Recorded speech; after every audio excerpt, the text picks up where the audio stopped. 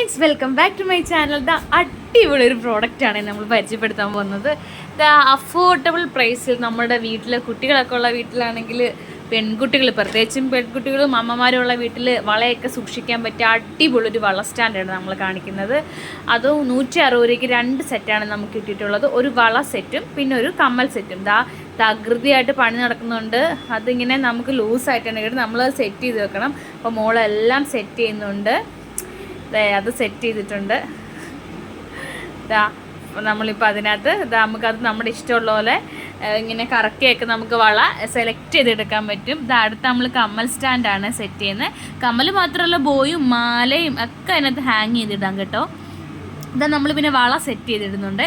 ഓരോ പേരായിട്ട് നമ്മൾ വളകൾ ഓരോന്ന് മോഡൽ സെറ്റ് ചെയ്യുന്നുണ്ട്. എൻ്റെ വള ഇടുന്നുണ്ട് കേട്ടോ.